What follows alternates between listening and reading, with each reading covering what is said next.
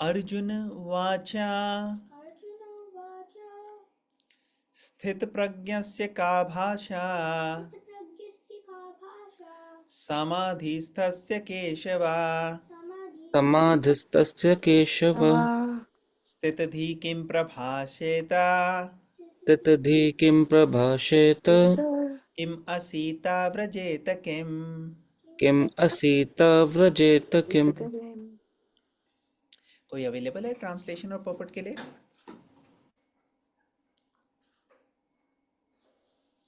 Okay.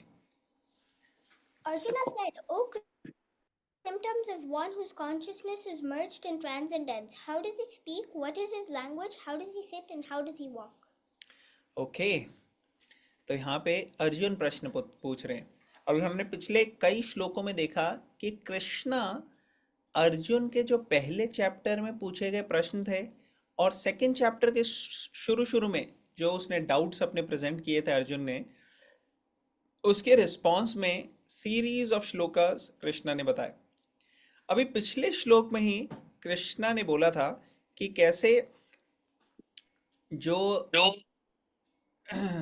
वेदों के अंदर पुष्पिता वाचा, मतलब कि जो फ्लारी लैंग्वेज है, उससे डिस्टर्ब्ड या डिस्ट्रैक्ट नहीं होते और फिक्स्ड रहते हैं समाधि, पूरे ट्रांसेंडेंस में, सेल्फ रियलाइज सिचुएशन में वो लोग डिवाइन कॉन्शियसनेस को अटेन करते हैं। तो अभी कृष्णा जब ये सब बातें बोल रहे हैं तो अर्जुन मन में सोच रहे हैं कि अच्छा, अगर ऐसी बात है तो ऐसे व्यक्ति के क्या लक्षण हैं जो डिवाइन कॉन्शियसनेस में हो। कभी आप लोगों ने भी सोचा होगा कि वो कैसा व्यक्ति होगा जो भगवत गीता के हिसाब से पूरा अपने आप को चलाता हो। तो ऐसे व्यक्ति को अर्जुन बोल रहे हैं स्थित प्रज्ञा, जो स्टडी है, जो विचलित नहीं हो रहे अपनी जगह से, अपनी सिचुएशन से, वो बहुत ज़्यादा डिस्टर्ब्ड और डिस्ट्रैक्टेड नहीं हो रहे, दे आर फिक्स्ड। तो उसको यहाँ पे वर्ड यूज़ किया है स्थित प्रज्ञा, जो पूरी तरह से अपने स्पिरिचुअल कॉन्शियसनेस में सिचुएटेड है। तो अर्जुन उसके लक्षण पूछ रहे हैं, उसके सिम्टम्स पूछ रहे हैं कि वो कैसे अपने आप को कंडक्ट करते हैं, कैसे उनकी, जैसे यहाँ पे लिखा हुआ है how does he speak, what is his language, how does he sit, how does he walk. तो एक तो बिल्कुल ग्रॉस वे में हो गया इसका मतलब कि स्पीक मतलब क्या बोलते हैं, क्या लैंग्वेज है, लेकिन सिर्फ ग्रॉस लेवल पे इसका मतलब नहीं है। ऐसा नहीं कि कौन सी लैंग्वेज में बात करते हैं, संस्कृत में करते हैं या हिंदी में करते हैं या इंग्लिश में करते हैं, ये नहीं पूछ रहे यहाँ। यहाँ बेसिकली पूछ रहे हैं जो वो सिम्टम्स हैं कि क्या है उनके लक्षण, वो कैसे अपने आप को चलाते हैं, उनके बारे में आप बताइए। तो हम परपट पढ़ेंगे फिर और डिस्कशन करेंगे। मैं पढ़ूं प्रभु जी? प्लीज पढ़िए सर, तमाम। Very nice. As there are symptoms for each and every man in terms of his particular situation, similarly, one who is Krishna's conscious has his particular nature, talking, walking, thinking, feeling, etc. As a rich man has his symptoms by which he is known as a rich man, as a diseased man has his symptoms by which he is known as diseased, or as a learned man has his symptoms, so a man in transcendental consciousness of Krishna has specific symptoms in various dealings. One can know his specific symptoms from the Bhagavad Gita. Most important is how the man in Krishna's consciousness speaks, for which for speech is the most important quality of any man. It is said that a fool is undiscovered as long as he does not speak. And certainly, a well dressed fool cannot be identified unless he speaks. But as soon as he speaks, he reveals himself at once. The immediate symptom of a conscious man is that he speaks only of Krishna and of matters relating to him. Other symptoms then automatically follow, as stated below. Okay, great, thank you. तो Here. आप question पूछ रहे हैं कि वो कैसे, how does he speak, कैसे अपने आप को, वो कैसे बात करते हैं। बेसिकली कहने का मतलब है कि क्या लक्षण है, कैसे पता लगेगा। तो प्रभुपाद यहाँ पे एक बता रहे हैं कि एक मूर्ख व्यक्ति के बारे में तब तक पता नहीं लगता जब तक वो चुप चुप बैठा रहता है। लेकिन जैसे ही वो मुंह खोलता है पता लग जाता है, हाँ ठीक है, एक मूर्ख भी है यहाँ पे इतने सारे लोगों में। तो उसी तरीके से बुद्धिमान व्यक्ति का भी ऐसे लगेगा, देखने में ऑर्डिनरी है, क्या है, बाकी बाकियों के जैसे ही है, लेकिन जब वो बोलते हैं, जब वो कुछ बताते हैं तो लगता है हाँ बहुत डीप बात कही है। तो ये लक्षण जो है ये पता लग जाते हैं जब कोई भी व्यक्ति बोलता है उससे। तो यहाँ पे यही बता रहे हैं प्रभुपाद जी कि अगर स्पीच कंट्रोल्ड होगी तो उससे बाकी लक्षण भी जो हैं उसमें भी इम्पैक्ट पड़ता है, और आने वाले श्लोक में कृष्णा इसके बारे में और बताएंगे। अम, यहाँ पे बेसिकली स्थित प्रज्ञा वर्ड यूज किया गया है। आगे वाले श्लोकों में सिमिलर व्यक्ति को बोलने के लिए सिमिलर शब्द यूज किए गए होंगे जो थोड़े से डिफरेंट होंगे, वो हम डिस्कस करेंगे। जैसे स्थित, जैसे जैसे श्लोक आएंगे तब हम उस पर्टिकुलर फ्रेज को लेके उसके बारे में डिस्कस कर सकते हैं। बट बेसिकली ये सारी की सारी चीज़ें उनकी विशेषता बता रहे हैं, उनके सिम्टम्स बता रहे हैं। ओके, किसी का कोई क्वेश्चन, कोई पॉइंट, कोई रियलाइजेशन? ओके, आगे चलते हैं। श्री भगवान वाचा Shri Bhagavan Vacha प्रजहाति यदा कामान प्रजहाति Prajahati यदा Yada कामान् Kaman सर्वान् पार्थ मनोगतान् सर्वान् पार्थमनोगतान् Arvan आत्मनेवात्मना तुष्टः आत्मन्येवात्मना तुष्टः स्थितप्रज्ञस्तदोच्यते। Tita स्थितप्रज्ञः Pragyata तदोच्यते। Dochate. कौन वॉलंटियर करेगा पढ़ने के लिए ट्रांसलेशन ऑफ पॉपर्ट? प्रभु जी, I can read. हाँ प्लीज पढ़िए आप। Translation. The Supreme Personality of Godhead said, O Partha, when a man gives up all varieties of desire for sense gratification, which arise from mental concoction, and when his mind, thus purified, finds satisfaction in the self alone, then he is said to be in pure transcendental consciousness. Purport. The Bhagavatam affirms that any person who is fully in Krishna consciousness or devotional service of the Lord has all the good qualities of the great sages, whereas a person who is not so transcendentally situated has no good qualifications, because he is sure to be taking refuge in his own mental concoctions. Consequently, it is rightly said herein that one has to give up all kinds of sense desire manufactured by mental concoction. Artificially, such sense desires cannot be stopped. But if one is engaged in Krishna consciousness, then automatically sense desires subside without extraneous efforts. Therefore, one has to engage himself in Krishna consciousness without hesitation, for this devotional service will instantly help one onto the platform of transcendental consciousness. The highly developed soul always remains satisfied in himself by realizing himself as the eternal servitor of the Supreme Lord.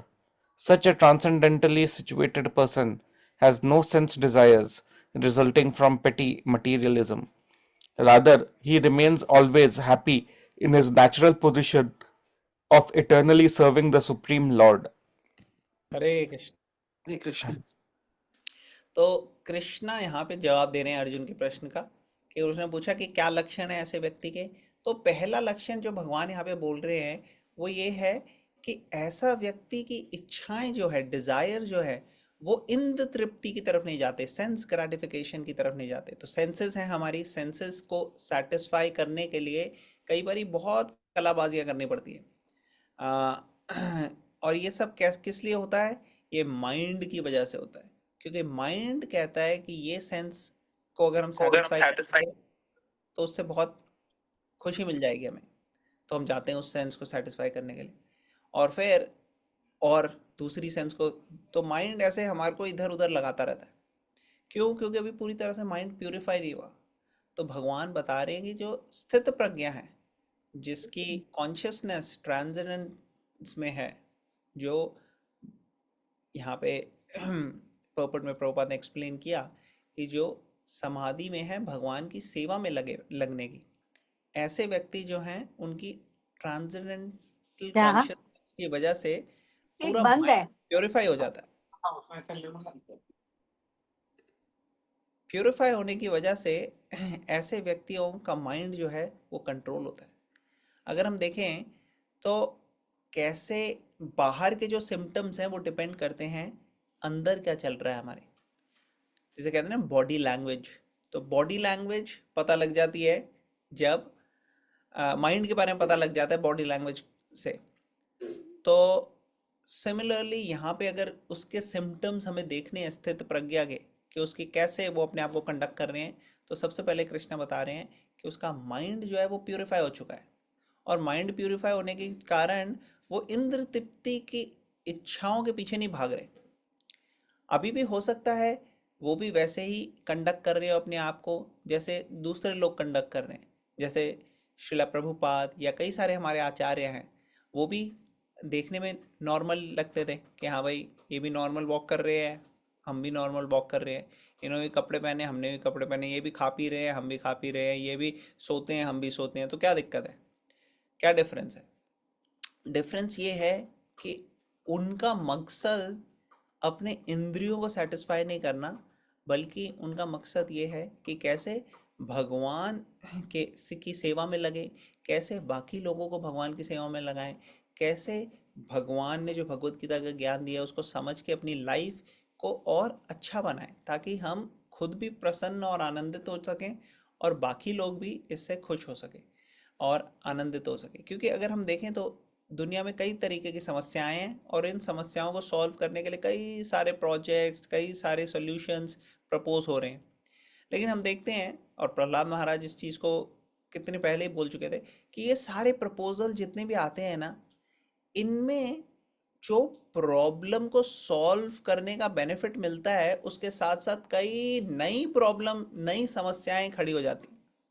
जैसे पहले के time में किसी ने discover किया, अच्छा सब चीज़ें देखो खराब हो जाती है, तो उसको कोई ऐसी चीज़ हो जो खराब ना हो, तो इसलिए ओके पॉलीथिन डिस्कवर हो गया, प्लास्टिक प्लास्टिक डिस्कवर हो गए, नॉन बायोडिग्रेडेबल चीज़ें डिस्कवर हो गई, और उन सब के मदद से हमने देखा कई सारे हमारी प्रॉब्लम्स जो हैं सॉल्व हो गई। कई चीज़ें जिनको शीशे के कंटेनर्स में लेके जाना था उनको अब प्लास्टिक में लेके जाते हैं। लेकिन उससे अभी कितना और प्रॉब्लम आ गई है प्लास्टिक पोल्यूशन की, जिसके लोग समझ नहीं पा रहे कि कैसे सॉल्व किया जाए। तो इस तरीके से मेडिकल फील्ड में भी हम देखते हैं कि कैसे नई नई नई नई टेक्नोलॉजी से नई मेडिसिन आती हैं, लेकिन मेडिसिन के फिर साइड इफ़ेक्ट्स भी हो जाते हैं, कई सारे एंटीबायोटिक्स आते हैं उनसे रेजिस्टेंस भी हो जाता है। तो हर प्रॉब्लम जो हम सॉल्व करने की कोशिश करते हैं उससे नई प्रॉब्लम भी शुरू होती है। तो हमें ये समझना है कि ठीक है, अपनी बॉडी, अपनी लाइफ को कंडक्ट करने के लिए हमें उसको इंगेज करना है, अपने प्रॉब्लम्स को सॉल्व करना है मटेरियल लेवल पे, लेकिन उनमें ब्लाइंड फेथ नहीं करना। हमें अपनी स्पिरिचुअल लाइफ को बहुत अच्छे से प्रायोरिटी दे के चलाना है। और अगर हम स्पिरिचुअल लाइफ को अच्छे से चलाएंगे तो हम देखेंगे ये पर्टिकुलर जो प्रोसेस कृष्णा बता रहे हैं हम उसको फॉलो करेंगे, और फिर उससे हमारा मन जो है वो पूरी तरह से शुद्ध होगा, प्योरीफाई होगा। और अगर मन शुद्ध होगा, प्योरीफाई होगा, तो उससे इंद्रियां भी शांत रहेंगी, और जो स्थित प्रज्ञा जिसकी ये बात बता रहे हैं यहाँ पे, जिसके लक्षण बता रहे हैं, वो सारे के सारी क्वालिटीज हमारे अंदर भी आएंगे। और ये सब कैसे होगा? ये सब होगा जब हम इंद्रियों को, जब हम सेंसेस को स्पिरिचुअलाइज करेंगे, जब हम उनको ऐसे काम में लगाएंगे जिससे वो भगवान की सेवा में इंगेज हो। जब वो भगवान की सेवा में इंगेज होंगे तो उससे मन भी शांत होगा और इंद्रियां भी शांत होंगी। तो इस तरीके से हम देख सकते हैं कि कृष्णा ने सबसे पहले इसी पॉइंट को लिया है कि giving up all varieties of desire for sense gratification. तो ये ऐसा नहीं है कि सेंसेस को हमने एंगेज नहीं करना, सेंसेस को एंगेज करना है, लेकिन इच्छा, जो डिजायर होता है कि सेंसेस को हमेशा इंजॉयमेंट में लेके आते जाए, वो डिजायर जो है वो प्रॉब्लम है। अगर डिजायर नहीं होगा और डिजायर स्पिरिचुअल डिजायर होगा तो फिर प्रॉब्लम नहीं आएगी, फिर एक्चुअली बेनिफिट आएगा। तो desires are not bad, but desires अगर मटेरियल लेवल पे रहेंगे और वो ट्रांसफॉर्म होके स्पिरिचुअल लेवल पे नहीं होंगे तो उससे प्रॉब्लम आएगी, मिजरीज आएंगी, क्योंकि मटेरियल लेवल पे सब चीज़ें टेम्परेरी हैं। और सेंस को, अगर सेंसेस को हम सेंस ऑब्जेक्ट के साथ लगाएंगे इंद्रिय तृप्ति के लिए, तो वो क्षणिक होगा, वो बहुत थोड़े टाइम के लिए होगा, उसके वो ज़्यादा टाइम लास्ट नहीं करेगा, तो उससे हमारे को लॉन्ग लास्टिंग हैप्पीनेस नहीं मिल पाएगी। लेकिन अगर वो उनको भगवान की सेवा में लगाएंगे इंद्रियों को, तो भगवान तो इटर्नल है और उससे हमारे को इटर्नल हैप्पीनेस, इटर्नल ब्लिस आ सकता है। ठीक है, does it make sense? Yes, Prabhuji. किसी प्रभु के को बताइए सर तमाम। प्रभु जी, मेरा क्वेश्चन था, मेरे कुछ एग्जाम्पल आप दे सकते हैं सेंस ग्रेटिफिकेशन के लिए हाँ, कि मैं कैसा, एग्जाम्पल देता हूँ आपको।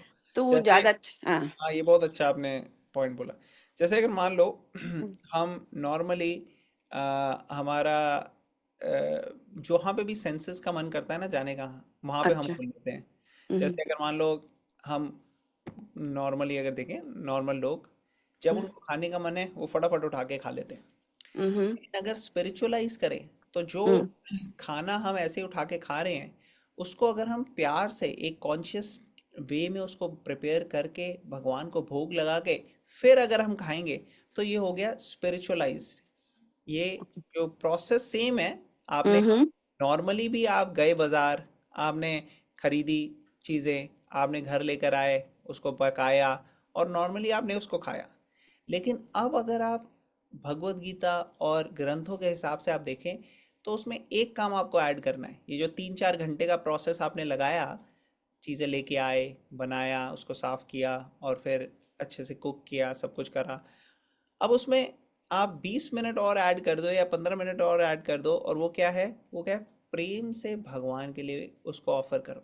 अब जब बनाओ तो अच्छे से अच्छे बनाओगे आप अपने लिए, और उसको अगर आप ऑफर करोगे भगवान को और फिर अगर आप अपनी फैमिली को खिलाओगे, तो ये हो गया स्पिरिचुअलाइज करना पूरे प्रोसेस को। ये हो गया अपनी सेंसेस को इंगेज करना भगवान की सेवा में।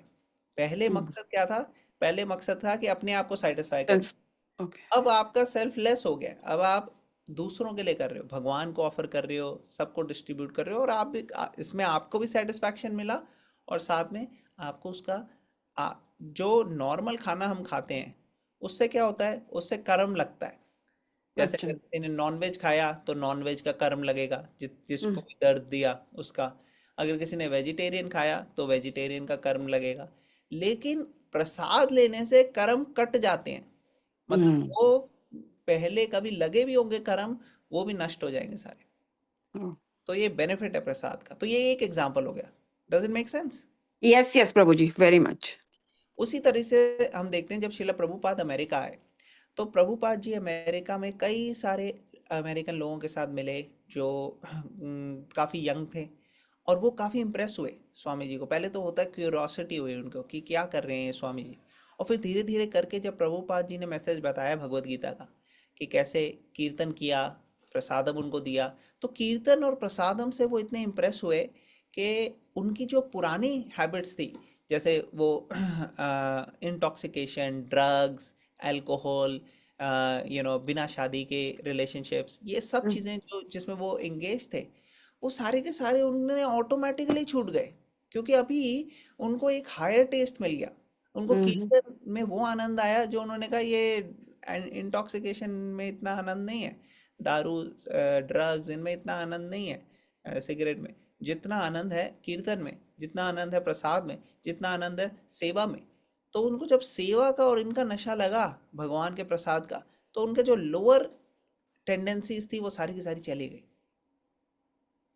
तो ये प्रैक्टिकली टेस्टेड प्रोसेस है, और ऐसा नहीं कि सिर्फ एक टाइम हुआ था उसके बाद नहीं हो रहा, नहीं, ये ऑनगोइंग है। अभी आज देखो आप, रशिया के अंदर, यूक्रेन के अंदर, इनके बीच में वॉर हो रही है, लेकिन रशिया में भी कई सारे रशियंस हैं जो भगवत गीता पढ़ के हरे कृष्णा का कीर्तन करके चैंटिंग करते हैं, और यूक्रेन में भी कई सारे हैं, और उनमें काफ़ी मित्रता है, जो रशिया के डिवोटीज हैं और यूक्रेन के डिवोटीज। ऐसे ही चाइना के कई सारे लोग आजकल वृंदावन मायापुर यहाँ आते हैं, और यहाँ पे आके इस पर्टिकुलर प्रोसेस को फॉलो कर रहे हैं। तो ये शॉर्ट तरीका है जो किसी भी कास्ट, क्रीड, मजहब, नेशनैलिटी, जेंडर, इन सब से बियॉन्ड है। Does it make sense? Yes yes Prabhu ji, very much, बहुत अच्छा अंडरस्टैंडिंग हो रहा है। हम्म तो इसलिए जब हम सेंसेस को स्पिरिचुअलाइज करते हैं तो सेंसेस भी सेटिस्फाई रहते हैं। देखो, खाना भी उन्होंने खाया और लेकिन हम्म आनंद भी आया, और साथ में कोई गलत चीज़ भी नहीं हुई। जैसे कई सारी अनहेल्दी और जैसे ये इंटॉक्सिकेशन और ये सब चीज़ें, इन सब से बच सकते हैं हम, और माइंड भी जो है सेटिस्फाइड रहता है, प्यूरिफाइड रहता है। यस तो कहते हैं शुद्ध शाकाहारी भोजन खाया आपने भगवान को ऑफर करके, तो आपकी आयु उससे नेचुरली बढ़ेगी। और उसके इसी के संदर्भ में और भी एग्जाम्पल्स हैं। जैसे प्रभुपाद जी के ये जो शिष्य थे, इनमें कई सारे टैलेंट्स थे। कुछ लोगों के अंदर टैलेंट था सिंगिंग का या म्यूजिक इंस्ट्रूमेंट्स बनाने का, तो उन्होंने कीर्तन किया। लेकिन कुछ किसी किसी कई कई लोग जो है ना, वो तस्वीरें बनाते थे, वो अलग अलग तरीके की पेंटिंग उनको अच्छी लगती थी। तो प्रभुपाद जी ने उनको इंगेज किया कृष्ण की पेंटिंग बनाने के लिए, और कई बहुत फेमस हो गए उसमें। यस और उसी तरह से कुकिंग, एक लेडी थी, एक माता जी थी, वो आई प्रभुपाद जी के पास, और वो ऐसे ही पहली बारी जब प्रभुपाद जी से मिली तो मिनी स्कर्ट में थी, और वो आई, और उनकी सिस्टर की वेडिंग थी, और प्रभुपाद की जो जो उनकी सिस्टर थी वो प्रभुपाद की शिष्या बन गई थी। तो प्रभुपाद ने कहा कि चलो उनकी मैरिज का अरेंजमेंट करते हैं। तो मैरिज के लिए प्रभुपाद जी कुकिंग कर रहे थे, तो ये भी आ गई कि मेरी सिस्टर की मैरिज है। तो प्रभुपाद को बोलने लगे कि मैं भी आपकी कोई हेल्प कर सकती हूँ। तो मिनी स्कर्ट में थी, और अपना सिगरेट वगैरह पी रहे थे। तो प्रभुपाद ने कहा कि हाँ, लेकिन कृष्णा के लिए अगर हमें बनाना है तो उसके लिए बिल्कुल प्रॉपर तरीके से बनाना है, हाथ में मुंह बिल्कुल साफ करके। तो उनको सिखाया कैसे करना है, क्या है। और धीरे धीरे धीरे वो इतनी प्रभावित हो गई प्रभुपाद जी से कि वो भगवान का नाम लेने लगी, सिगरेट वगैरह सब छोड़ दिया उन्होंने, पूरा साड़ी वगैरह ये सब चीज़ें पहन के। और उन्होंने प्रभुपाद जी की कुकिंग से ऐसे सीखा कि कैसे ये कुकिंग कर रहे हैं, कि उन्होंने एक कुक बुक लिख डाली, वेजिटेरियन कुक बुक।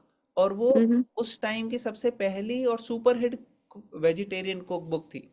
ये आज से ये 1970s की बात है, तो काफ़ी साल पहले की बात है। और अलग अलग जगह वो टूर करने लगे, तो बुक भी लिखी उन्होंने। और जब वो सिंगिंग करने लगे प्रभुपाद जी से, उन्होंने सिंगिंग सीखी। तो जो अमेरिका के सबसे फेमस उस वक्त बैंड था, जिसका था नाम बीटल्स, उनके अंदर जो बीटल्स के मेन लोग थे, उन्होंने कहा कि मैं तो आपको सुपर हिट सिंगर बना सकता हूँ, आप इतनी अच्छी सिंगिंग कर रहे हो। उन्होंने कहा कि मेरे को सिंगिंग तो करनी है, मगर मैं सिर्फ कृष्णा के लिए सिंगिंग करूंगी, मैं और किसी के लिए नहीं करूंगी। तो उन्होंने इन सब चीज़ों को नहीं देखा कि किससे मुझे नेम फेम मिलेगा, उन्होंने ये देखा कि कैसे मैं भगवान की अच्छे से सेवा कर सकती हूँ। और उनका जो सॉन्ग है, हर इस्कॉन टेम्पल में रोज़ सुबह जब दर्शन होते हैं श्रृंगार आरती के टाइम में, तो उनका भजन जो है वो चलाया जाता है। ऐसे प्रभुपाद ने बताया कि ये चलाना चाहिए। तो मेरा पॉइंट ये है कि जो भी हमारे टैलेंट हो वो सारे भगवान के सेवा में यूज़ हो सकते हैं, नो यस मैटर कहीं से भी हो।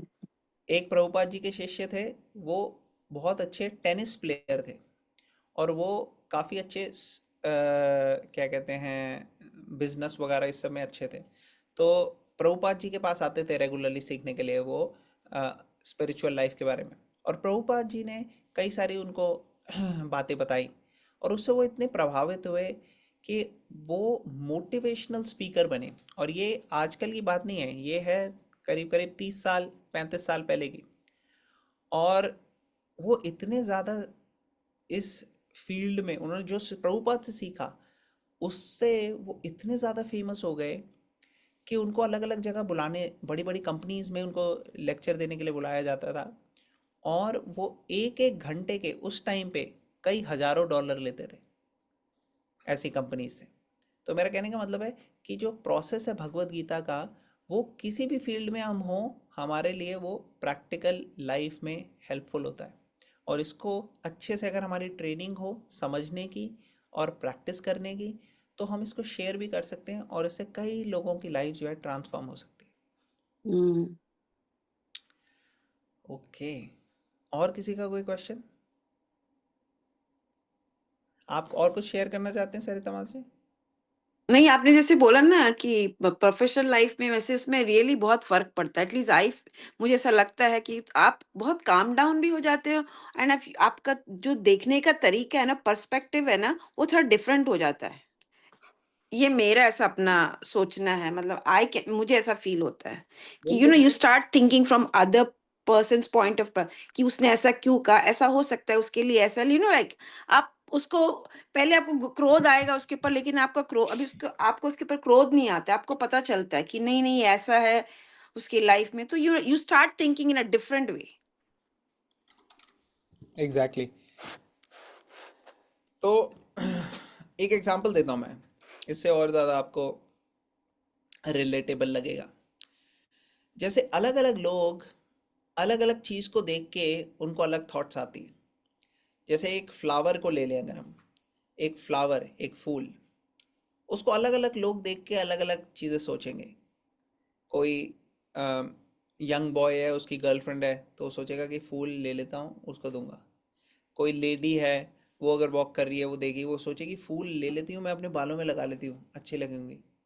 अगर वही फूल कोई बच्चा देखेगा, वो कहेगा मैं ले लेता हूँ, अपने पेरेंट्स को दे दूंगा बर्थडे विश करने के लिए। कोई अगर वही फूल देखेगा, जो भगवान का भक्त है, जो डिवोटी है, वो देखेगा कि ये देखो कितना अच्छा फूल है, इसको भगवान की सेवा में लगाओ, भगवान को ऑफर करूं। तो पर्सपेक्टिव कितना चेंज हो जाता है कि आपकी कैसी, किस चीज़ से आप आइडेंटिफाई करते हो अपने आप को, उस हिसाब से आपका पर्सपेक्टिव उसको देखने का चेंज हो जाता है।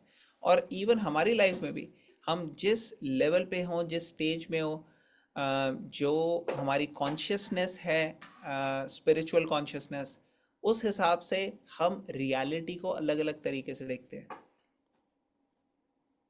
प्रभु जी, जो कोई और ऐसा भी सोच सकता है ना, कि वो फूल वहां पे लगा है, उसको मैं क्यों तोड़ू, वो वहीं पे इतना सुंदर लग रहा है, कितना अच्छा लग रहा है, तो वो क्या गलत है क्या उसके मन में, अगर ऐसे विचार परफेक्ट, आए तो? वो भी बिल्कुल परफेक्ट है।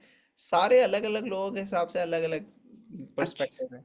But at the same time flower जो है, वो एक टाइम के बाद आप देखेंगे वो मुरझाई जाएगा, मुरझा ही जाएगा, या यस। उसके पत्ते गिरी जाएंगे। जैसे हमारे अगर गार्डन में लगे हुए हैं कई सारे रोजेस, अगर हम्म। आप उसको टाइमली नहीं निकालेंगे तो वो फिर गिर हम्म, जाएंगे। गिर तो जाएंगे। इधर वे, डिफरेंट पीपल, उनका डिफरेंट पर्सपेक्टिव होगा देखने का। लेकिन जो भक्त है वो देखता है कि क्या सही टाइम है जब मैं उसको भगवान की सेवा में लगाऊं, क्योंकि सेवा उससे में लग। पौधे को भी बेनिफिट मिलता है और एक कॉन्शियसनेस रहती है भगवान की सेवा करने की, स्पिरिचुअल कॉन्शियसनेस में रहता है व्यक्ति। Okay, nice questions. ऑलराइट, तो आई थिंक हम नेक्स्ट श्लोक में चलते हैं। हम्म।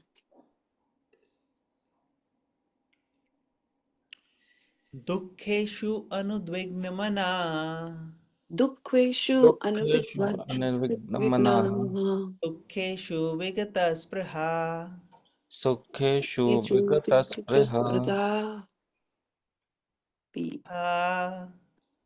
वीतराय भयक्रोधः रागभयाक्रोधा स्थितधीर्मुनिरुच्यते। स्थितमुनिर्धीर्मुनिरुच्यते। स्थितधीर्मुनिरुच्यते। तो देखो पहले था स्थित प्रज्ञा, अभी यहाँ पे कृष्णा यूज करने हैं वर्ड स्थित धीर मुनिर उच्यते। तो अच्छा। यहाँ पे अलग अलग एस्पेक्ट से उसकी विशेषताएं बताने के लिए अलग वर्ड थोड़े से यूज हुए। ओके, तो ट्रांसलेशन पर्पट कौन पढ़ेगा? कोई वॉलंटियर करेगा आप में से? प्रभु मैं पढ़ सकता हूँ। प्लीज पढ़िए project, thank you. One who is not disturbed in mind even amidst the threefold miseries are related, when there is happiness and who is free from attachment, fear, and anger, is called a sage of steady mind. The word Muni means one who can agitate his mind in various ways for mental speculation without coming to a factual conclusion. They said that every Muni has a different angle of vision, and unless a Muni differs from other Munis, he cannot be called a Muni in the strict sense of the term. Na Nasava Rishir Yashamatam Na Bhinnam. Mahabharat Vana Parva 313.117. But a Sthitadhir Muni, as mentioned herein by the Lord, is different from an ordinary Muni. The Sthitadhir Muni is always in Krishna consciousness, for he has exhausted all his business of creative speculation. He is called Prashanta Nishesha Mano Rathantara, or one who has surpassed the stage of mental speculation and has come to the conclusion that Lord Sri Krishna or Vasudev is everything. Vasudeva Sarvam Iti Sa Mahatma Sa Durlabha. He is called a Muni fixed in mind. Such a fully Krishna conscious person is not at all disturbed by the onslaughts of the threefold miseries, for he accepts all miseries as the mercy of the Lord, thinking himself only worthy of more trouble due to his past misdeeds. And he sees that his miseries, by the grace of the Lord, are minimized to the lowest. Similarly, when he is happy, he gives credit to the Lord, thinking himself unworthy of the happiness.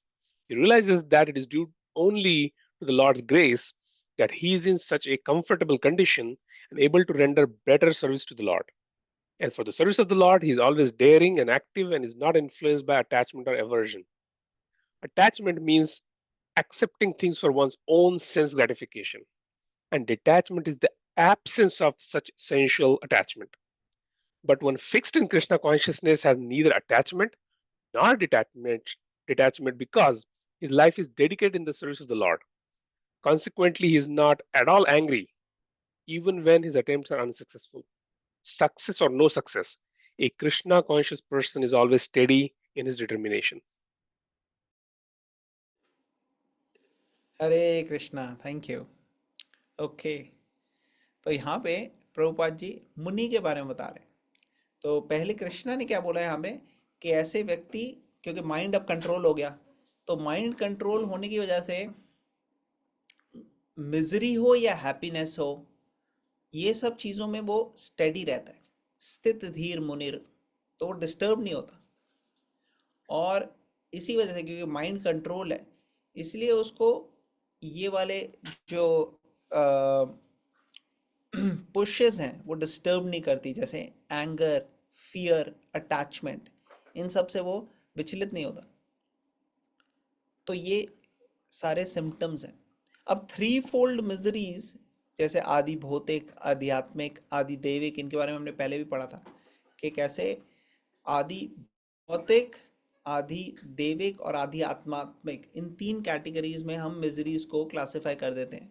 जैसे कुछ miseries ऐसी होती हैं जो natural calamities की वजह से हो रही है, जैसे earthquake, flood, hurricane, different tornadoes, और ये अलग अलग तरीके की चीज़ें। तो इन सबको कहते हैं आदि दैविक। क्या आदि दैविक मतलब देवताओं वगैरह की वजह से। फिर आदि भौतिक, आदि भौतिक मतलब जो दूसरे जीव की वजह से हमें हो रही है, जैसे किसी ने मार दिया, या किसी ने अटैक कर दिया, या किसी की वजह से हमारे को नुकसान हो गया, या किसी ने हमारा इंसल्ट कर दिया, या किसी और कीटाणु से इन्फेक्शन हो गया हमारे को, तो ये सारे के सारे हो गए आदि भौतिक। और फिर हो गया आदि आत्मिक। आदि आत्मिक मतलब कि अपने शरीर और अपने माइंड की वजह से खुद ही हमें तकलीफ आ रही है। जैसे कहते हैं ना, सब कुछ ठीक चल रहा है लेकिन मन, कहते हैं ना, मन चंगा तो सब चंगा, लेकिन अगर मन चंगा नहीं है तो आपके सब बेस्ट भी होगा तो भी कुछ चंगा नहीं। तो इसलिए मन अगर अच्छा नहीं है हमारा तो बहुत बड़ी प्रॉब्लम। तो हो गया आध्यात्मिक मिजरी। तो ये सब अलग अलग तरह की मिजरी जो हैं ये हमें अफेक्ट करती हैं, लेकिन जो स्थित धीर मुनिर जिसकी बात कर रहे हैं यहाँ पे कृष्णा, वो इन सब से डिस्टर्ब नहीं होता। हालांकि उसको भी हो सकता है पेन तो होगा जब तकलीफ आएगी, लेकिन there is a saying, pain is inevitable but suffering is optional. Pain is inevitable मतलब दर्द तो होगा, किसी को कोई तकलीफ आई तो दर्द होगा, लेकिन क्या वो दर्द के मारे सफर कर रहा है या नहीं कर रहा, ये डिपेंड करता है कि उसका माइंड कितना ट्रेन्ड है, माइंड कितना कंट्रोल में है। अगर माइंड कंट्रोल में होगा तो हम पॉजिटिव एस्पेक्ट देख सकते हैं हर सिचुएशन का, हर सिचुएशन को प्रॉपर पर्सपेक्टिव से फेस कर सकते हैं। लेकिन अगर माइंड कंट्रोल में नहीं होगा तो ये सब चीज़ें करना बड़ा मुश्किल हो जाएगा। इसलिए आज के डेट में अगर हम देखें तो ज़्यादा प्रॉब्लम पहले के टाइम में ज़्यादा, कह सकते हो आप, खासकर इंडियन बैकग्राउंड से या कहीं, कि फाइनेंशियल प्रॉब्लम्स ज़्यादा थी, या फिर सोशो इकोनॉमिक स्टेटस की प्रॉब्लम थी, या सोशल कई सारी दूसरी प्रॉब्लम्स थी। आज के टाइम पे एपिडेमिक जो है वो सबसे बड़ा एपिडेमिक है चाबी दे के नहीं मेंटल गया है प्रॉब्लम। क्या आज कोई है? आज के टाइम में सबसे बड़ी प्रॉब्लम है मेंटल प्रॉब्लम की। Mind mind can make heaven out of hell या हेल आउट ऑफ हेवन। अभी आगे कृष्णा इस बारे में भी बताएंगे, वो हम तब चर्चा करेंगे।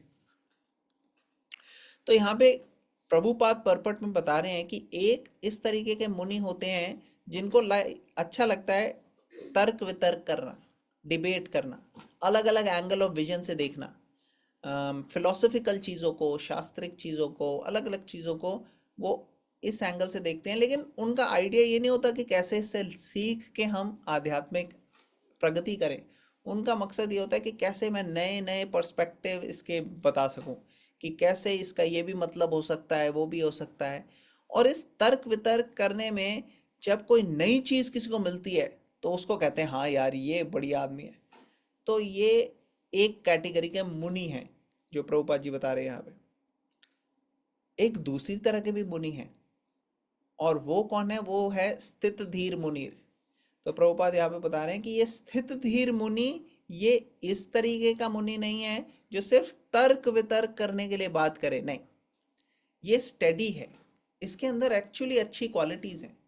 और ये अच्छी क्वालिटीज जैसे हमने पढ़ा था कि कैसे जो भगवान की सेवा में लगते हैं उनके अंदर देवी देवताओं की सारी अच्छी क्वालिटीज आ जाती, सारी अच्छी अच्छी क्वालिटीज जो देवी देवताओं में बहुत अच्छी अच्छी क्वालिटीज होती हैं एक्चुअली। तो ये सारी की सारी उस व्यक्ति में आ जाती है जो भगवान की सेवा में लगना शुरू करता है। और धीरे धीरे धीरे जब इसमें एडवांस होता है तो वो इस प्लेटफॉर्म में आ जाता है जब उसको पता लग जाता है कि हाँ वासुदेव भगवान ही सब कुछ है। तो ये भी कृष्णा भगवत गीता में कहते हैं कि ऐसा महात्मा बोल रहे हैं कृष्णा ऐसे व्यक्ति को जो ये समझता है कि वासुदेव सर्वमिति, वासुदेव ही सब कुछ है, करता धरता, अल्टीमेटली सब चीज़ों का अल्टीमेट लेवल पे कौन है? कंट्रोलर, प्रोप्राइटर, इंजॉयर, ये सारी की सारी चीज़ें जो हैं वो हैं वासुदेव भगवान। तो ऐसा व्यक्ति बहुत रेयर है, भगवान कहते हैं सुदुर्लभ है। बाकी लोग, ऑर्डिनरी लोग, वो मिजरीज में बहुत ज़्यादा अफेक्ट हो जाते हैं, बहुत तकलीफें आ गई, और अगर हैप्पीनेस आती है तो बहुत इलेटेड हो जाते हैं, बहुत खुश हो जाते हैं कि हाँ। लेकिन जो स्थित धीर मुनि है वो स्टेडी रहता है, उसको पता है कि हाँ मटेरियल लेवल पे ये सब चीज़ें होंगी, अच्छा भी आएंगे दिन, हो सकता है कुछ अच्छे ना भी आए दिन, लेकिन वो फोकस रहता है अपनी सेवा में। तो अर्जुन को बेसिकली इंस्पिरेशन दे रहे हैं भगवान कि कैसे एक स्थित धीर मुनीर होता है, वो विचलित नहीं होता, उसी तरीके से आप भी विचलित मत हो, अपना कर्म करने के लिए, धर्म करने के लिए आप आगे बढ़ते रहो।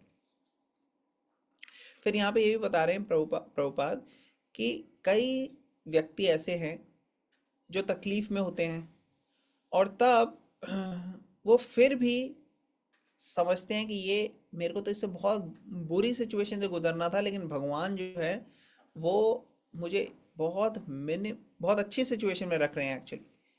आई डोंट डिजर्व दिस बट भगवान Krishna is keeping me in much better situation. जब हम कहते हैं ना कि हम डिजर्व नहीं करते, ये भगवान की कृपा है, तो इससे पता लगता है कि हम सही में कृतज्ञ हैं, कृतज्ञता है, ग्रैटिट्यूड है। अगर हम सोचते हैं कि नहीं नहीं हमको तो और मिलना चाहिए था, देखो सामने वाले के पास तो इतना है, उसके पास इतना है, हम कंपेयर करके अपनी सिचुएशन, तो इसका मतलब हम भगवान को सही तरीके से अपना ग्रैटिट्यूड एक्सप्रेस नहीं कर पाएंगे। जब हम कंप्लेनिंग एटीट्यूड होगा हमारा, तो हमारा ग्रैटिट्यूड का एटीट्यूड नहीं होगा।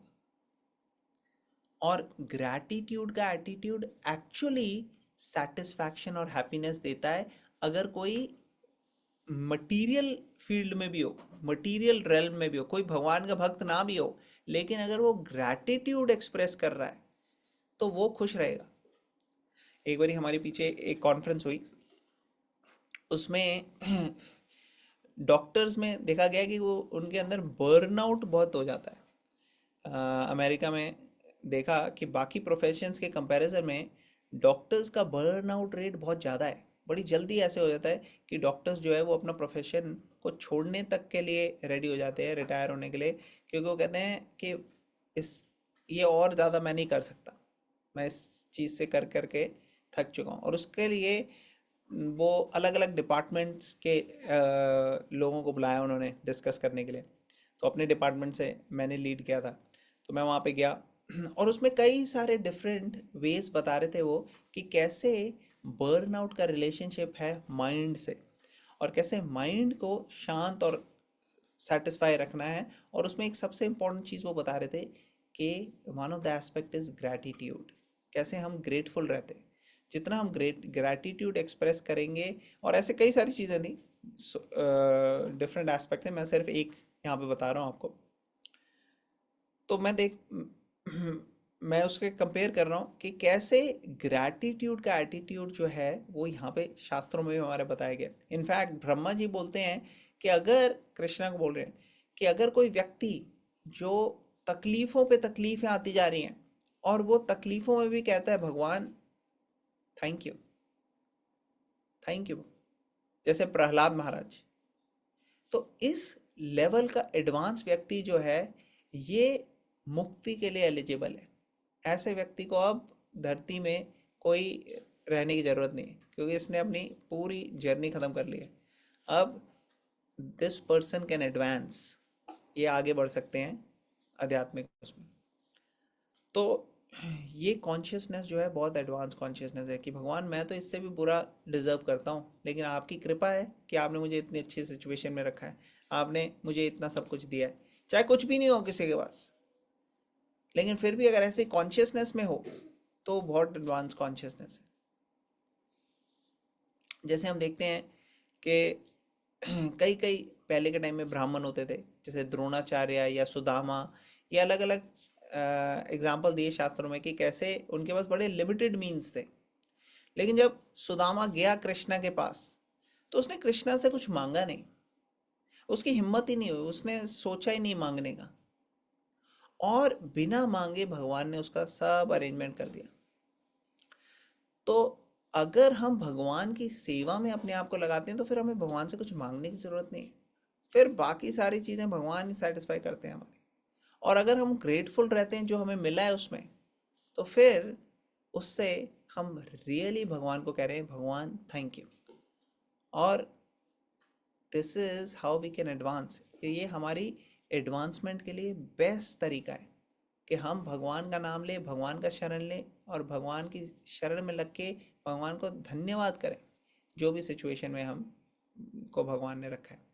और हम समझें कि ये सिचुएशन कहीं ना कहीं मेरे कर्मों की वजह से आई है, एक्चुअली बुरी सिचुएशन आनी थी, लेकिन भगवान की कृपा से काफ़ी अच्छी सिचुएशन है।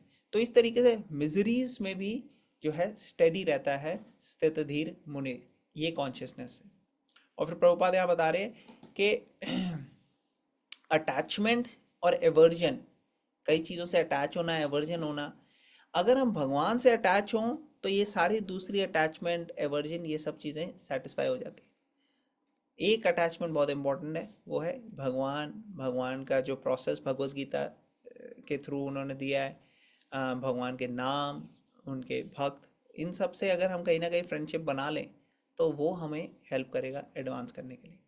अदरवाइज ऑर्डिनरी वे में अटैचमेंट और एवर्जन से डिटैच होना ये प्रैक्टिकल नहीं हो पाता। कई लोग कई कई साल तपस्या करते हैं लेकिन फिर भी वो काबू नहीं पा पाते। जैसे हम देखते हैं विश्वामित्र का एग्जाम्पल, और भी कई लोगों का एग्जाम्पल। लेकिन विश्वामित्र जब एडवांस हुए, जब उन्होंने सही मायने में एक ब्रह्म ऋषि के लेवल पे वो आए, उसके लिए वो भगवान के बहुत बड़े भक्त भी बन गए। और इसीलिए हम देखते हैं कि भगवान खुद उनको अपना गुरु एक्सेप्ट करते हैं जब राम के रूप में आए वो। तो ये प्रोसेस बड़ा इजी हो जाता है जब हम भगवान का शरण लेके भगवान के ऊपर समर्पित होके भगवान की सेवा में लगते हैं। अदरवाइज जब तक विश्वामित्र खुद अपने बलबूते पे कर रहे थे, वो कर नहीं पा रहे थे, वो फेल होते जा रहे थे बार बार बार बार, कभी एंगर से, कभी लस्ट से, कभी किसी और चीज़ से। तो इस तरीके से उनको एक के बाद एक हार ही मिल रही थी। लेकिन जैसे उन्होंने भगवान का शरण लिया, वो एडवांस हो गए। तो यहाँ पे इन सब से जब कंट्रोल रहता है माइंड, तो यहाँ पे बता रहे हैं such a person is not at all angry even when his attempts are unsuccessful. तो कई सारे प्रयास करने के बाद भी जब वो सक्सेसफुल नहीं रहते, फिर भी वो गुस्सा नहीं होते। और सक्सेस या no success, a Krishna conscious person is always study in his determination. तो सक्सेस आए या ना आए ये हमारे हाथ में नहीं है, वो तो रिजल्ट हो गया। लेकिन डिटर्मिनेशन से गोल की तरफ जाना, ये हमारे हाथ में है। और प्रभुपाद ने अपनी लाइफ में ये दिखाया। जब 1965 में प्रभुपाद अमेरिका आए, 30 दिन की उन्होंने शिप में जर्नी करी, उसमें उनको 2 हार्ट अटैक हुए। और अमेरिका में आके उनके पास कोई रिसोर्सेज नहीं, कोई पैसा नहीं, कुछ नहीं था। और प्रभुपाद लगे रहे, कई महीने लग गए, 1 साल लग गया। उसके बाद प्रभुपाद ने स्थापना की इस्कॉन की। और इसके बीच में उनके पास कोई पैसे का सोर्स नहीं था कि रेगुलर इनकम आ रही है नहीं आ रही। भगवान सारे रास्ते उनके लिए खोलते गए, लेकिन उन्होंने अपनी डिटर्मिनेशन से भगवान को खुश किया। उन्होंने दिखाया कि भगवान आपकी सेवा में मुझे लगना है, ये भगवत गीता आपका ज्ञान मुझे सबको देना है। अगर आप मुझे एक कठपुतली के रूप में नचाना चाहते हो, आप नचाओ जैसे भी आपको मन है। अगर आप चाहो तो ये सारी चीज़ें आप कर दोगे, जिससे मेरी वाणी से इन लोगों को पता लग जाएगा भगवत गीता। लेकिन अगर आपका कोई और प्लान है तो मैं रेडी हूँ, जो भी प्लान आपका हो।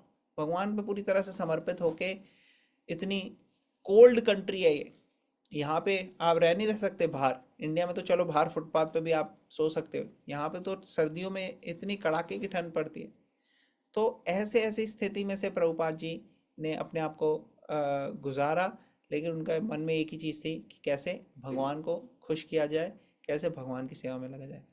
और क्योंकि उनकी डिटर्मिनेशन थी, और आप देखो हरे कृष्णा के प्रोसेस में कहीं पे भी शुरू में प्रभुपाद को ग्लोरीफाई, ये नहीं हुआ कि प्रभुपाद बोल रहे हैं उनका नाम फेमस हो गया, नहीं।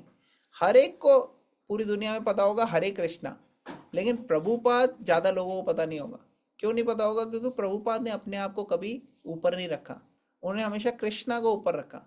उन्होंने हमेशा हरे कृष्णा मंत्रा इंकरेज किया लोगों को बोलने के लिए। तो इसलिए हरे कृष्णा बहुत लोगों को पता है, लेकिन प्रभुपाद के बारे में इतने लोगों को नहीं पता। तो क्योंकि प्रभुपाद ने कृष्णा को ऊपर रखा और कृष्णा को हर जगह स्प्रेड किया, आज की डेट में हम देख रहे हैं कि कृष्णा प्रभुपाद के बारे में लोगों को पता लगने लग रहा है। क्योंकि कृष्णा को ज़्यादा आनंद आता है जब उनके भक्तों के बारे में लोग जाने और उनका गुणगान करें। और भक्त को तब अच्छा लगता है जब भगवान के बारे में लोग गुणगान करें।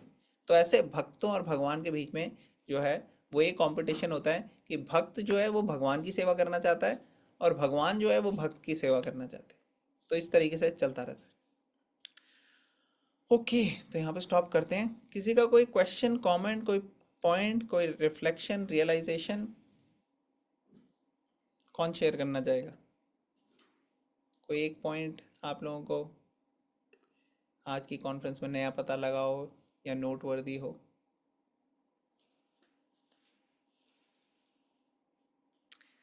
ओके, और किसी का कोई क्वेश्चन?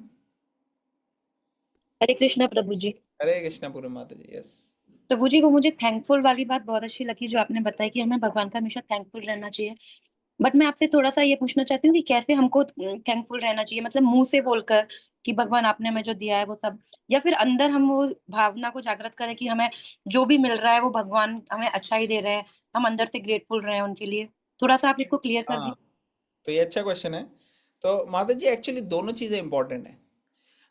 मन में बोलना तो होता है, लेकिन अगर मान लो आपको किसी का बर्थडे है और आपको बताना है हैप्पी बर्थडे, आप मन में तो नहीं बोलोगे ना, आप एक्सप्रेस करके बोलोगे। और एक्सप्रेस भी आप ऐसे ही बोल सकते हो जस्ट हैप्पी बर्थडे, लेकिन अगर आपको अच्छे से एक्सप्रेस करना है तो आप कहोगे आपका बच्चे का बर्थडे है, आपने उसको बोल दिया। लेकिन अगर आपको अच्छे से करना है, आप अरेंजमेंट करोगे कुछ बर्थडे के लिए, कुछ सेलिब्रेट करोगे, कोई लगाओगे गुब्बारे शुब्बारे, कोई केक लाओगे या खुद बनाओगे, और फिर आप कहोगे बर्थडे सेलिब्रेट करते हैं happy तो बेसिकली पॉइंट ये है कि जो हमारे एक्शंस हैं हमारे जो एक्शंस हैं उसमें कितना इन्वेस्ट करके हम एक्सप्रेस करते हैं, इससे हमारे एक्सप्रेशन की वैल्यू भी बढ़ जाती है, और जो रिसीव करता है उसको पता लगता है। क्योंकि भगवान को हमारे से कुछ नहीं चाहिए, लेकिन अगर हम सही मायने में भगवान को डेडिकेटेड टाइम देके एक्सप्रेस करते हैं अपना ग्रैटिट्यूड, वो अलग बात होती है as compare to thank you, बस हो गया। क्योंकि थैंक यू तो हमारे को बोलते हैं, और ठीक है भगवान को पता ही है क्या दिक्कत है, क्या ज़रूरत है मुझे बोलने की। ये एटीट्यूड जो है ये सुपरफिशियल लेवल पे थैंक ग्रेटफुल। अगर मान लो किसी ने आपकी पूरी जान बचा ली हो, या फिर किसी ने आपको सब कुछ दिया हो जो आपको चाहिए, तो आप कितने उसके लिए खुद शुक्रगुजार होगे। आप कहोगे थैंक यू सो मच, आप इतना टाइम लगाओगे उसको थैंक करने के लिए, ग्लोरीफाई करने के लिए, बताने के लिए कि देखो मैं किस हालत में था या थी, और मेरे को आपने कैसे बचा के किस हालत में लेके आए। तो अगर हम अपनी कंडीशन देखें तो बहुत सारे कारण हैं जिससे हम भगवान को थैंक्स कर सकते हैं, और जितनी डिटेल में हम थैंक करें उतना अच्छा है। और सिर्फ भगवान को नहीं, जिसके थ्रू भगवान ने हमें ये सब चीज़ें दी उनके भी, चाहे वो हमारे माता पिता हों, चाहे वो हमारे बच्चे हों, चाहे वो हमारे स्पाउस हों, चाहे वो हमारे दोस्त हों, चाहे वो हमारे वर्क प्लेस के लोग हों, एक एक व्यक्ति जो है उसके थ्रू जब कोई भगवान की कृपा आ रही है, तो हम उसको, उस व्यक्ति को भी हमें ग्रैटिट्यूड देना है और भगवान को भी देना है। हम ये नहीं कह सकते भगवान से है बस उस व्यक्ति की तरफ बिल्कुल हम इग्नोर कर दे, नहीं। भगवान ने उसको इंस्ट्रूमेंट बनाया है तो वो भी स्पेशल है, तो उसको भी हमें थैंक करना चाहिए। Does it make sense? Yes माता जी यस म्यूट है। हाँ, थैंक यू प्रभु जी, बहुत अच्छे से समझाया आपने। Thank you. और स्पेसिफिकली हम उनको ग्रैटिट्यूड जरूर देना चाहिए हमें, हम्म, जिनके साथ हमारी थोड़ी इतनी अच्छी इमेज ना हो।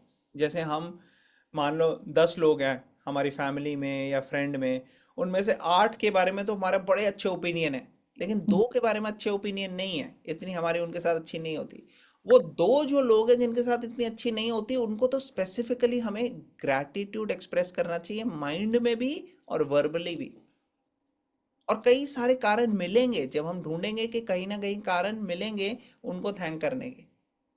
तो सिर्फ उनके साथ नहीं थैंक करना जो हमारे साथ अच्छे रिलेशनशिप में है, उनको भी थैंक करना है जिनके साथ रिलेशनशिप अभी इतने अच्छे नहीं चल रहे हो आजकल, या किसी कारण की वजह से कोई मिसअंडरस्टैंडिंग हो गई, या फिर हमारा रिस्पेक्ट नहीं इतनी हो रही जितनी बाकियों के साथ हो रही है। तो उनको भी हमें ग्रैटिट्यूड अपना देना चाहिए, सबके लिए करना चाहिए। और ज़रूरी नहीं है कि हर रोज़ सबके लिए करें, लेकिन फ्रॉम टाइम टू टाइम हर एक का नंबर आना चाहिए। Yes thank you Prabhu ji. Thank you माता जी, वेरी नाइस। ओके, और कोई इसमें अपनी रियलाइजेशन शेयर करना चाहेंगे या कोई क्वेश्चन? ओके, प्रभु जी, जैसे यस। आपने बोला मुझे भी नहीं पता था, पर जब से मैंने गीता सुनना शुरू किया है तब से मुझे प्रभुपाद जी के बारे में इतनी सारी जानकारी हो रही। तो एक अदरवाइज जैसा बोले ना, पहले नहीं पता था, सिर्फ कृष्णा पता था और वही हम करते थे, हरे कृष्णा। पर इट्स रियली हाँ, हैपनिंग नाउ। हाँ थैंक यू। हाँ, ये बहुत इंपॉर्टेंट है एक्चुअली। तो हमें उनको भी, जैसे मैंने बोला, उनको भी ग्रैटिट्यूड देना है जिनको भगवान ने इंस्ट्रूमेंट बनाया।